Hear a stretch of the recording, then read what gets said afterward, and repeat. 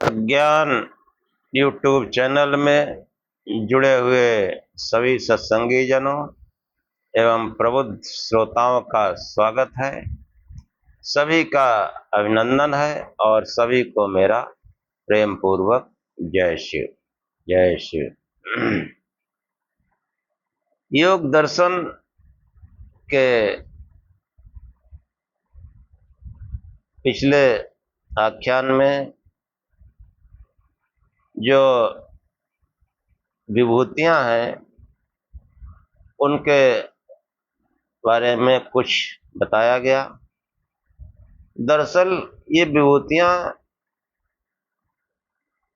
कुछ नहीं है,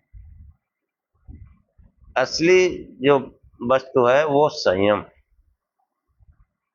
संयम के प्रयोग से ये विभूतियां आती हैं और न भी प्रयोग किया जाए तब भी विभूतियां आती हैं। मुख्य चीज है संयम, धारणा, ध्यान और समाधि। इसकी सिद्धि हो जाने पर ये विभूतियां जो है स्वतः आती रहती हैं।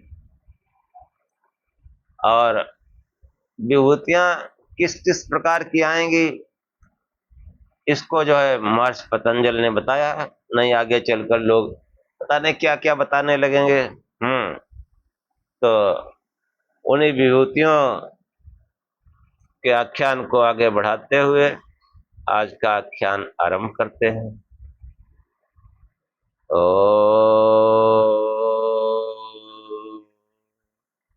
असतो मा सद्गमय तमसो मा ज्योतिर्गमय मृत्योर्मामृतं गमय।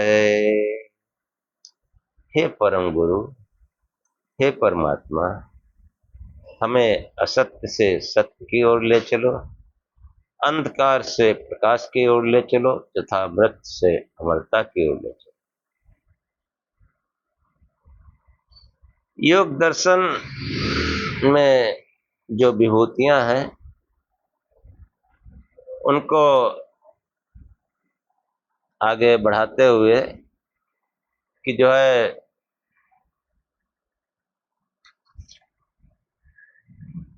जो अंतर्ध्यान के बाद जो विभूति है उसका वर्णन करते हुए, विभूति कहो, सिद्धियां कहो, चमत्कार कहो, ये सब संयम का ही परिणाम। तो ये आगे की जो सिद्धि है उसके बारे में बताते हुए कहते हैं कि सोपक्रमम निरुपक्रमम च कर्म तत्संयमाद परांत ज्ञानम अरिष्टेभ्यो वा। कि उपक्रम और उपक्रम रहित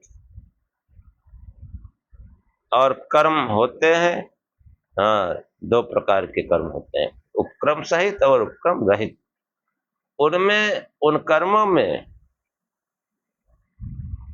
उपक्रम सहित कर्म और उपक्रम रहित कर्म, उनमें संयम करने से उसके अपरांत मृत्यु का ज्ञान होता है। अरिष्टों से अथवा अरिष्टों से जो है मृत्यु ज्ञान हो जाता है। अरिष्ट ज्ञान और मृत्यु ज्ञान दोनों हो जाते हैं। कि उपक्रम से मतलब है, सोपक्रम मतलब एक कर्म का विशेषण है। चालू मतलब जो जारी, हमारा जीवन जो जारी है, आयु में जिन भोग कर्मों का फल भोगा जा रहा है, अधिक भोगा जा चुका है, कुछ शेष है, वे कर्म सोपक्रम है। उनका फल भोगना प्रारंभ होकर चल रहा है। जिन कर्मों का फल भोगना अभी शेष है, बहुत थोड़ा भोगा गया है, अधिक आगे भोगना है, वे कर्म निरुपक्रम है। उनका भोग अभी निरंतर चालू क्रम में नहीं आया है, बीच बीच में आ जाता है। हाँ, लेकिन निरंतर चालू क्रम में नहीं आता है। इन कर्मों में संयम करने से योगी को जब सिद्धि प्राप्त हो जाती है तो उसे अपनी मृत्यु का ज्ञान हो जाता है, मृत्यु का। मृत्यु के लिए सूत्र में जो है कि जो है स्वक्रम निरुपम च कर्म तत्संयमात् परांत, उनमें जो उपक्रम सहित और उपक्रम रहित जो कर्म है उनमें संयम के उपरांत जो है वो मृत्यु का ज्ञान प्राप्त हो जाता है। वैदिक साहित्य में जगत प्रलय अर्थ को अथवा अति दीर्घ काल तक देहावसान अर्थ को अभिव्यक्त करने के लिए प्रयुक्त हुआ है। परांत परांत काले मनसा चले। तात्पर्य एक जीवन मुक्त व्यक्ति का मृत्यु काल यानी जब वह देह त्याग के अनंतर मोक्ष को प्राप्त करता है परांत काल कहा जाता है। उसके विपरीत साधारण संसारी पुरुष की मृत्यु का काल अपरांत काल है। प्रस्तुत सिद्धि को प्राप्त करने वाला योगी पूर्ण आत्मज्ञानी योगी नहीं है। उस देहावसान के अनंतर वह अवश्य मोक्ष प्राप्त करेगा, यह आवश्यक नहीं है। अतः उसका देहावसान संसारिक पुरुष के समान होने से अपरांत पद का प्रयोग सूत्र में सर्वथा उचित है। फलता चालू जीवन में भोग कर्म दो प्रकार के हैं, स्वक्रम और निरुपक्रम। इनमें संयम करने से योगी को अपने मृत्यु का ज्ञान हो जाता है। इसके अतिरिक्त अरिष्टेभ्यो व जो अरिष्ट हैं, इसके अतिरिक्त अरिष्टों के देखने से भी ये ज्ञान हो जाता है अब मरण काल सन्निकट है। कि तमाम ऐसे चिन्ह जो है मृत्यु से पूर्व उभर आते हैं जो अरिष्ट कहलाते हैं। उन अरिष्टों से पता चल जाता है कि मृत्यु निकट है। जैसे किसी को मरे हुए लोग दिखाई देने लगे, या जिससे स्वभाव शांत है तो उग्र हो जाए, उग्र है तो शांत स्वभाव हो जाए, ये सब अरिष्ट जो है मृत्यु से निकट होने पर ये आते हैं। कि शास्त्रों में अनेक प्रकार के ऐसे चिन्हों का उल्लेख हुआ है जिनको जागते या सोते हुए देखने पर यह जाना जाता है कि मृत्यु काल समीप है। ऐसे चिन्हों को ही सूत्र में अरिष्ट पद से कहा गया है। ये जो है ये अरिष्ट तीन प्रकार के होते हैं, आध्यात्मिक, आदि भौतिक, आदि दैविक। जो आध्यात्मिक अरिष्ट है कि कानों में उंगली डालकर बंद करने से एक अव्यक्त धुन सुनाई पड़ती है। जब ऐसा करने पर वह धुन सुनाई न दे तो समझना चाहिए कि मृत्यु समीप है। इसी प्रकार हथेली से आंखों को ढांपने पर विविध प्रकार की चमकती चिंगारियां सी दिखाई देती हैं। ऐसा करने पर जब ये न दिखे तो मृत्यु काल समीप आया जानना चाहिए।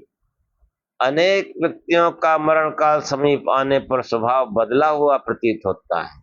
जीवन में क्रोधी पुरुष मृत्यु काल के समीप विनय संपन्न तथा विनीत व्यक्ति क्रोधी, उदार, कंजूस हो जाता है और कंजूस उदार देखे जाते हैं। उल्टा जो है स्वभाव बन जाता है।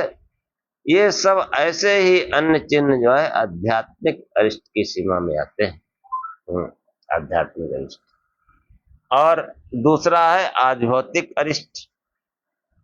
जागृत अथवा स्वप्न दशा में जब व्यक्ति पहले मरे हुए अपने पूर्वज, माता पिता, सगे संबंधी, पारिवारिक एवं मित्रजनों को अचानक अपने सामने जीवन के समान खड़ा देखता है, और अनेक बार ऐसा ही दृश्य अकस्मात सामने आ जाता है, तो यह भी समीप काल में होने वाली मृत्यु का चिन्ह है। इन्हें आधिभौतिक अरिष्ट कहा जाता है। कि जागृत अथवा स्वप्न दशा में जब व्यक्ति पहले मरे हुए व्यक्ति अपने पूर्वज अचानक अपने सामने जीवित के समान खड़ा है, ऐसा अनेक बार होने से बार बार ऐसा हो दृश्य अकस्मात सामने आता है तो यह भी समीप में होने वाली मृत्यु का चिन्ह। इसे इन्हें आदिभौतिक यानी जो भूत प्राणी पहले हुए हैं उनके दिखाई देने को आदिभौतिक अरिष्ट कहा जाता है।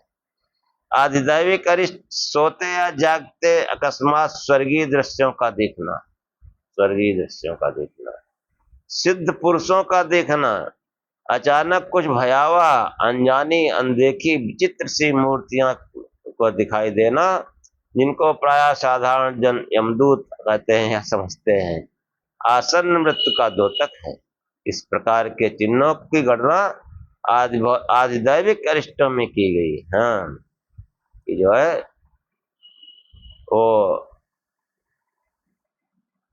हाँ यमदूत तमाम लोग मरने पहले वो जैसे किसी से लड़ रहे हो, हाँ, तो वो यमदूत दिखाई देते हैं।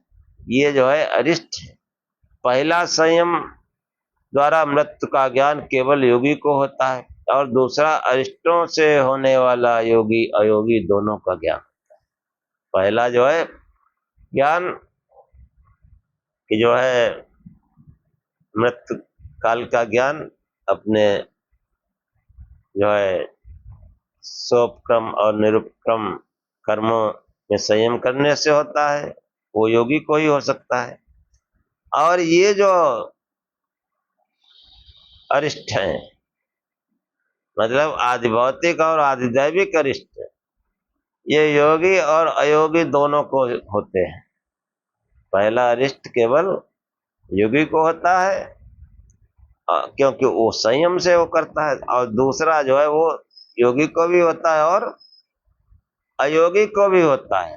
हाँ, इस प्रकार जो है मतलब सोपक्रम जिन कर्मों का क्रम चालू है, और जो निरुपक्रम मतलब जो बीच बीच में आते हैं लेकिन वो कंटिन्यू नहीं करते, ऐसे कर्मों में संयम करने से मृत्यु का ज्ञान होता है। मृत्यु कब होगी पता चल जाता है, बहुत लोग बता देते हैं। और ये जो अरिष्ट हैं उनसे भी संयम करने से होता है। अरिष्ट 3 प्रकार के बताए गए कि आध्यात्मिक, आधिभौतिक और आध्यात्मिक। आध्यात्मिक अरिष्ट केवल योगी को ही ज्ञान होता है और आधिभौतिक और आधिदैविक अरिष्टों का ज्ञान योगी और अयोगी दोनों को हो जाता है। अब आगे सिद्धियों का वर्णन करते हुए महर्षि पतंजलि कहते हैं कि मैत्र्यादिश बलानि, मैत्री आदि में संयम से बल प्राप्त होता है। कि प्रथम पाद में जो है मैत्री करुणा मुदिता उपेक्षा, हाँ, अन्य पाप पुण्य विषयों में ये सूत्र आया है कि जो है सुखी पुरुषों में मैत्री की भावना, दुखियों में करुणा की भावना, पूर्ण आत्मा में मुदिता का कथन किया गया है। मैत्री करुणा मुदिता में पूर्ण सफलता प्राप्त होने पर, हाँ, मैत्री करुणा और मुदिता में पूर्ण सफलता प्राप्त होने तक संयम करने से मैत्री बल, करुणा बल तथा मुदिता बल प्राप्त होता है। हाँ, हमेशा प्रसन्न चित्त, आनंद चित्त, मैत्री करुणा मुदिता। योगी को ये बल इतने अतिशय तक प्राप्त हो जाते हैं कि वह इनके द्वारा सर्वसाधारण जन की भलाई के लिए अद्भुत चमत्कार पूर्वक कार्य कर सकता है। इतना उसके अंदर बल आ जाता है, सभी प्रकार का बल। कि मैत्र्यादिश बलानि, तो मैत्री करुणा मुदिता उपेक्षा, हाँ, उसमें मैत्री करुणा और मुदिता इन तीनों में संयम करने से मैत्री बल, करुणा बल तथा मुदिता बल प्राप्त होता है। योगी को ये बल इतने अतिशय तक प्राप्त हो जाते हैं कि वह इनके द्वारा जन साधारण की भलाई के लिए अद्भुत चमत्कार पूर्ण कार्य कर सकता है। ऐसे ही लोकातिशयी पुरुष जनता को दुख दूर करने और उन्हें सुखी बनाने के लिए अलौकिक कार्य कर जाते हैं। हाँ, हमारे संत महापुरुष उन्होंने कार्य किए हैं। हाँ, कि जो है पिछले सूत्र में जो है जो मैत्री करुणा मुदिता उपेक्षा, उसमें उपेक्षा भी है। तो उपेक्षा में जो है किसकी उपेक्षा? पापियों के प्रति उपेक्षा की भावना का उपदेश है, पर उसको इस सूत्र में जो है उसकी गणना नहीं की गई, क्योंकि उपेक्षा की भावना में संयम की संभावना नहीं रहती। कोई किसी प्रति उपेक्षा हो, उसमें आप संयम नहीं करते। संयम तो वो जिसमें लगाव है उसी में तो संयम होगा। किसी जुड़ाव है तभी तो संयम हो सकता है उसमें।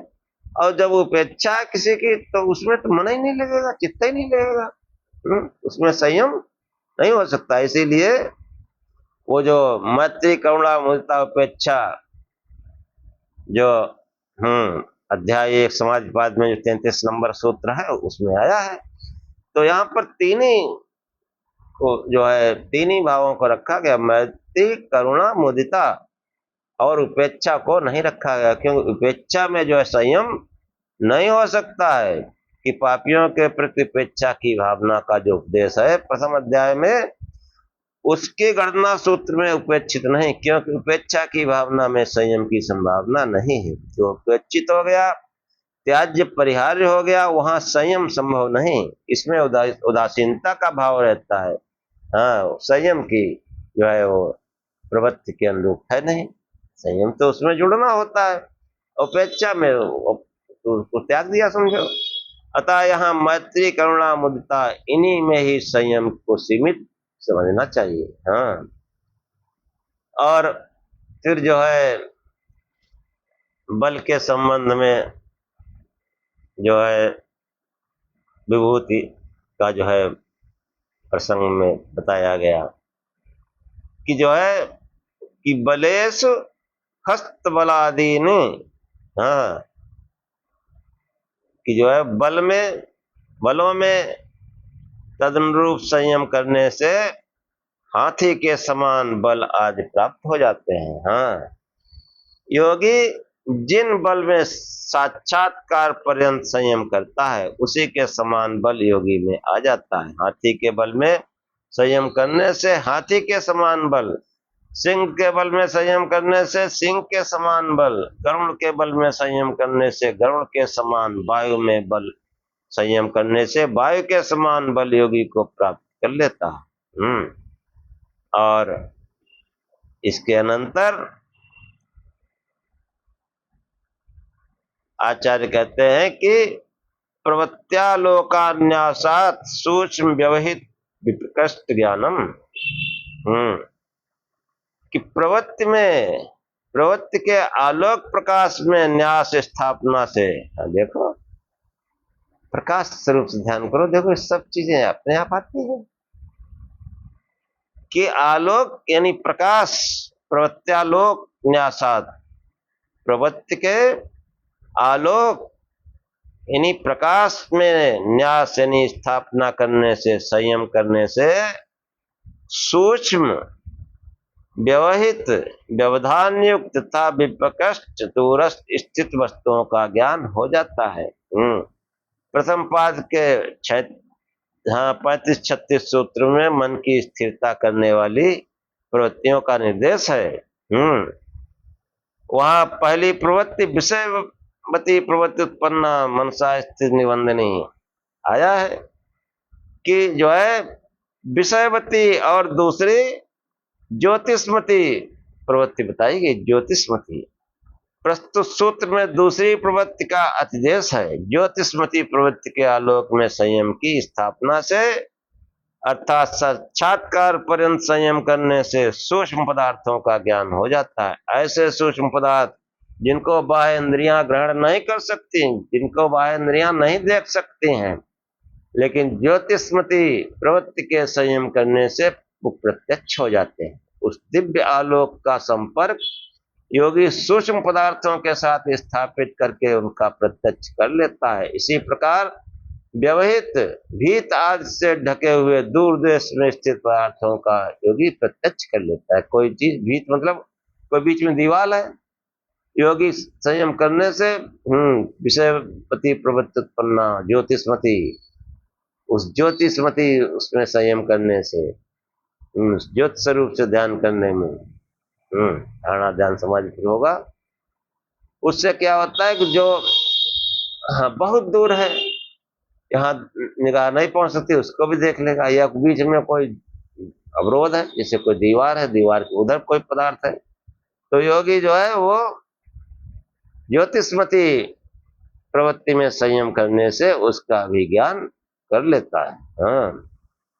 और इसके आगे महर्षि पतंजलि कहते हैं कि भुवन ज्ञानम सूर्य संयमात, भुवनों लोक लोकांतरों का ज्ञान हो जाता है सूर्य में संयम करने से।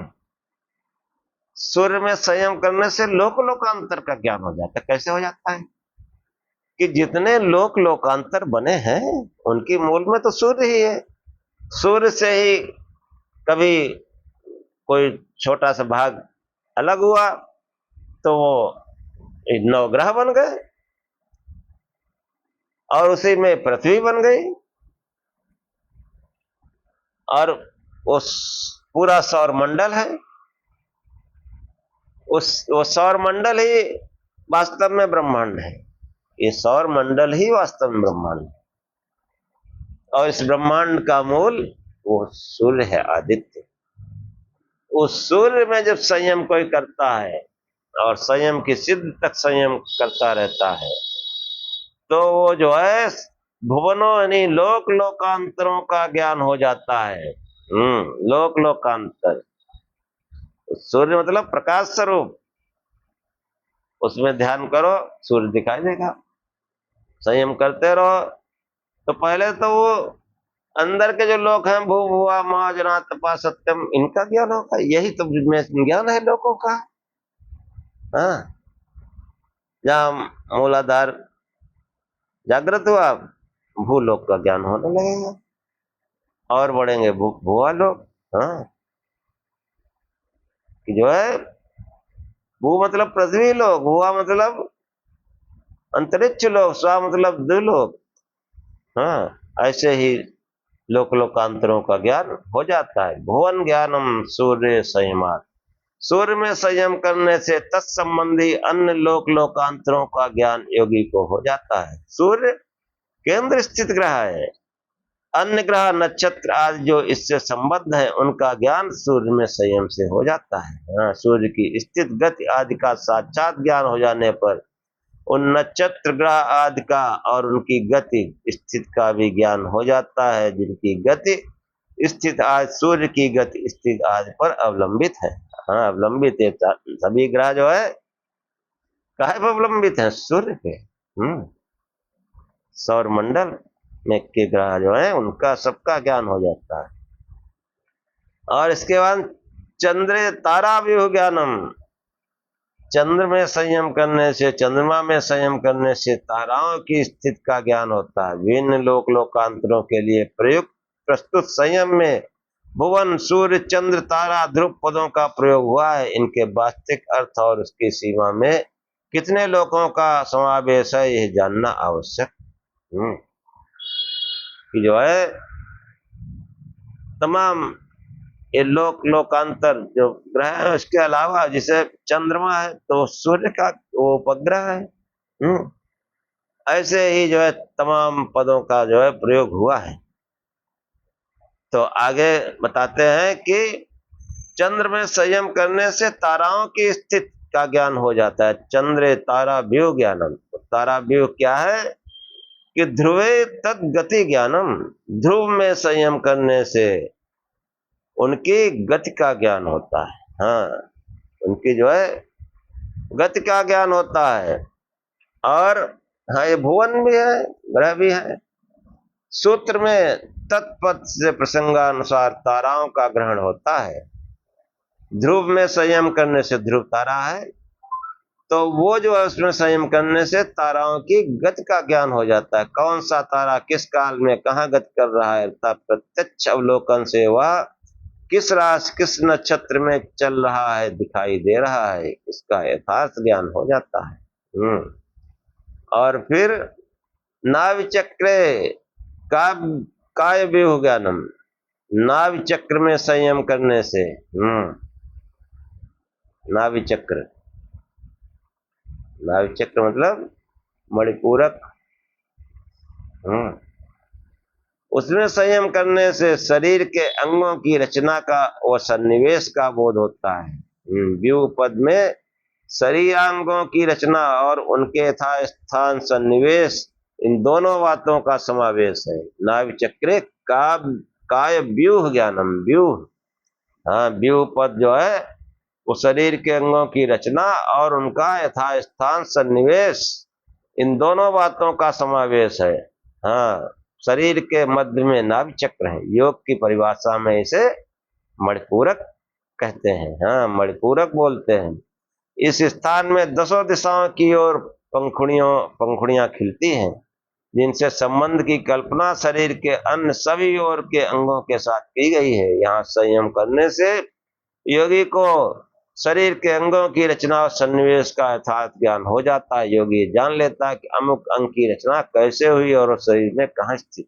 हाँ, तो नाभि चक्र, हाँ ये जो मणिपूरक चक्र है इसमें पूरा शरीर एकदम फिटनेस, पूरी फिटनेस, शरीर जो है मणि की तरह चमकने लगता है।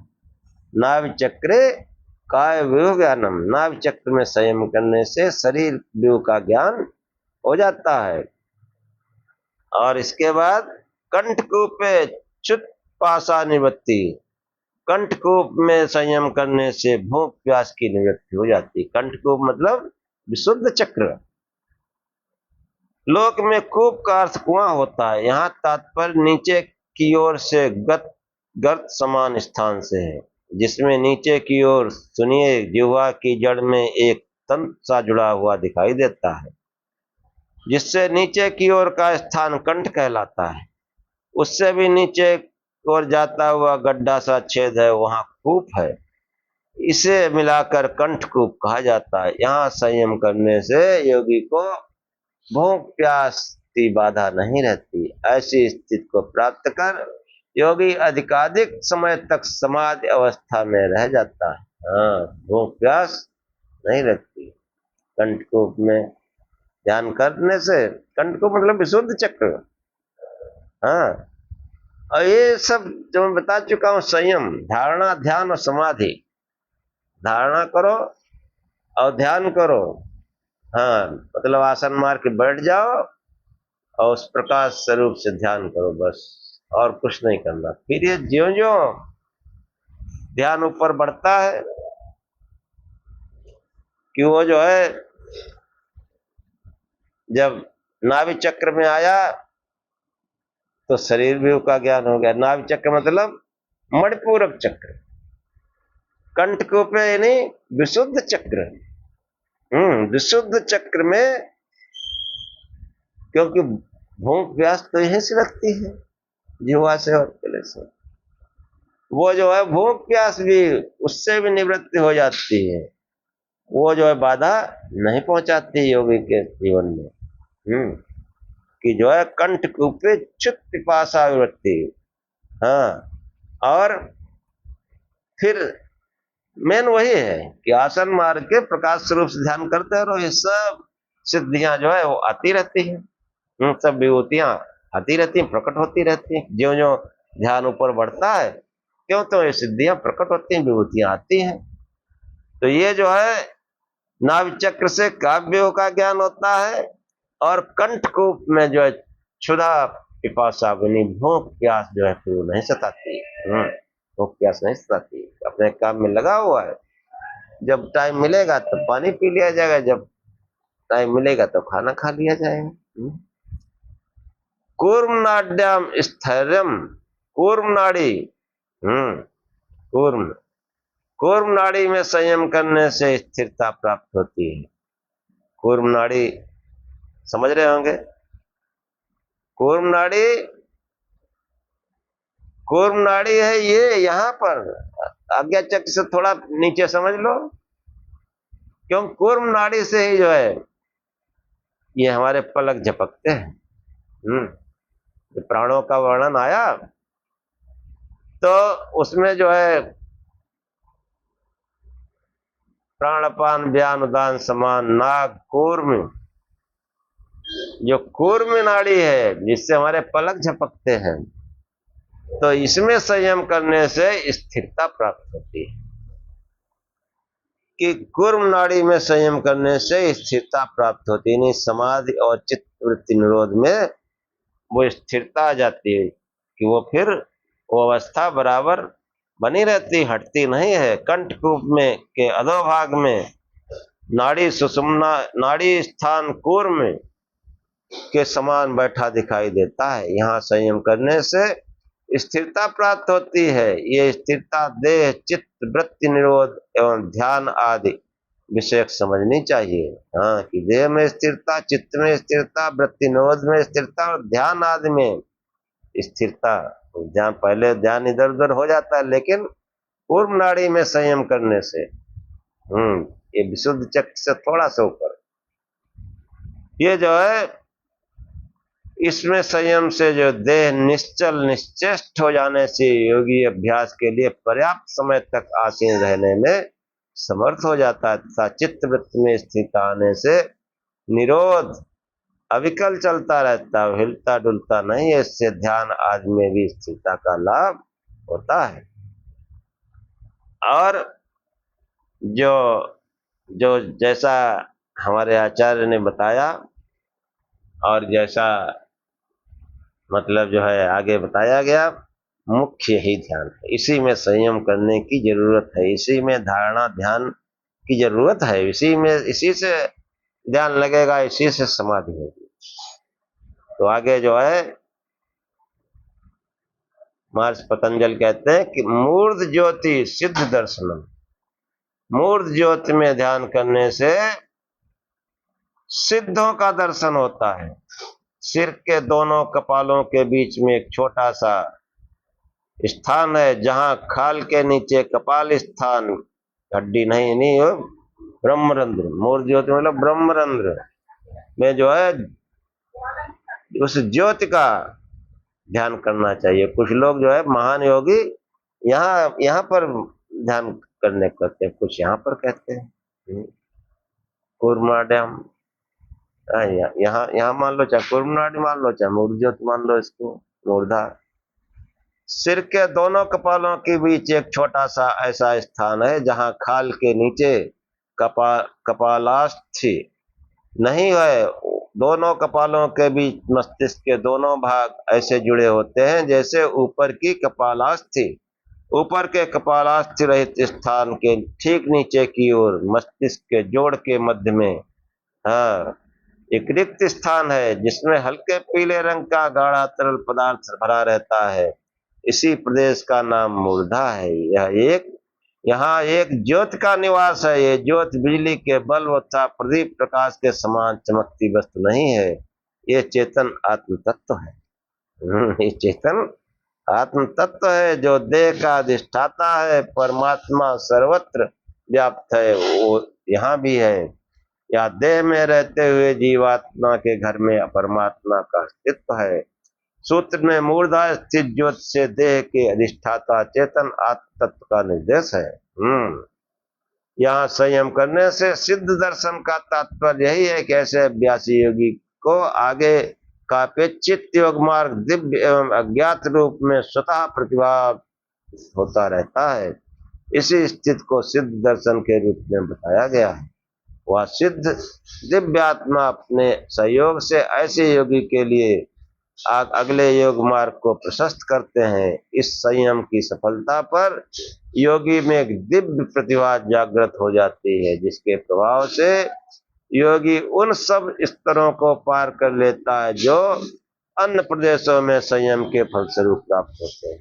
हाँ, इसलिए जो है उस ज्योत स्वरूप का मूर्धा में मूर्धा यहाँ आचार्य उदयवीर शास्त्री ने कपाल स्थान बताया, लेकिन मूर्धा जो है वो अन्य शास्त्रों में ये आज्ञा चक्र मूर्धा कहा गया। मूर्धा अग्नि मूर्धा चक्षुषी चंद्र सूर्य, मुंडक उपसर्ग में आया कि अग्नि मूर्धा, अग्नि ही जिसका मस्तिष्क है, और मस्तिष्क यहाँ से लेकर यहाँ तक होता है, ये भी मान सकते हैं। लेकिन जो मूर्धा स्थान है वो ये आज्ञा चक्र। हाँ, मूर्धा स्थान में जो है महर्षि पतंजल ने बताया ध्यान करने को। कैसे? ज्योति, मूर्धा स्थित ज्योति में संयम करने से सिद्धों का दर्शन। इसलिए हमको इस मूर्धा में, इस आज्ञा चक्र में ज्योत स्वरूप का ध्यान करना चाहिए। इससे समस्त सिद्धियां जो अभी तक बताई गई सब प्राप्त होती हैं। इसलिए जो है सब चीजें जो है इस शास्त्र सम्मत है। हमारे आचार्य ने जो बताया वो सब शास्त्र सम्मत है कि आज्ञा चक्र में, इस मूर्धा में, मूर्धा में जो है उस ज्योत स्वरूप, उस प्रकाश स्वरूप से ध्यान करो, और उससे पीछे की समस्त सिद्धियां प्राप्त होंगी और आगे की भी प्राप्त होंगी। इसलिए जो है आज का आख्यान यहीं समाप्त करते हैं।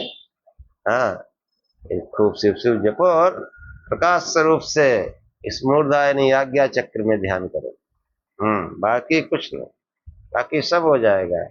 अपने संत शास्त्रों को पढ़ते रहो, आख्यानों को सुनते रहो, ताकि ये जो है जो बाह्य वातावरण में वृत्ति न पहुंच जाए, इसलिए उसका निरोध बना रहे। इसलिए जो है नाना प्रकार से तप स्वाध्याय ईश्वर प्रदान करना चाहिए, ध्यान भी करना चाहिए।